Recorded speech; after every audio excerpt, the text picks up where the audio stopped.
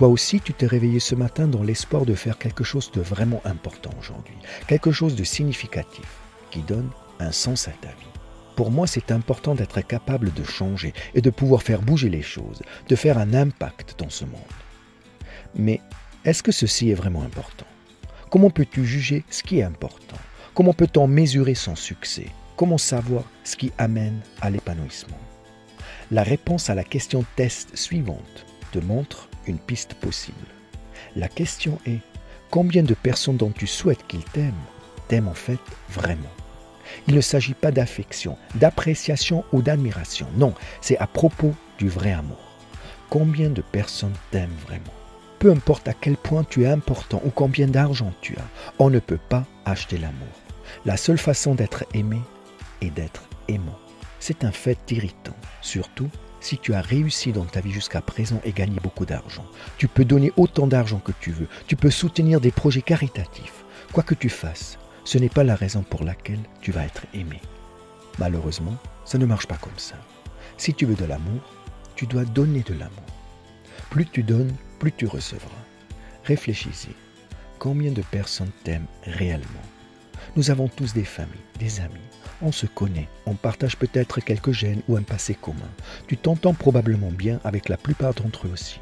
Oui, ils t'aiment bien, mais est-ce qu'ils t'aiment? Est-ce qu'ils t'aiment vraiment? Mais est-ce qu'ils te connaissent en moi? Combien de personnes te connaissent réellement, avec toutes tes forces et tes faiblesses? Combien de gens connaissent ton côté le plus sombre et t'aiment malgré tout? Imagine que demain, ce soit ton enterrement. Ce qui compte n'est pas le nombre de personnes qui viennent, ce qui compte est différent. Combien de personnes vont pleurer pour toi? Et pourquoi vont-elles pleurer?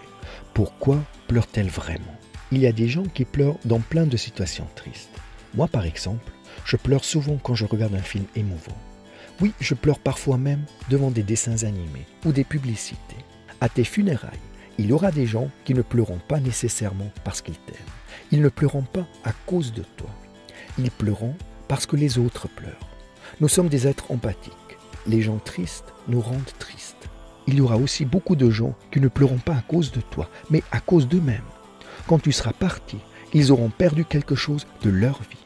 Quelque chose qui a un jour existé et qui est maintenant irrévocablement envolé. Donc, c'est plus à propos d'eux-mêmes que de toi.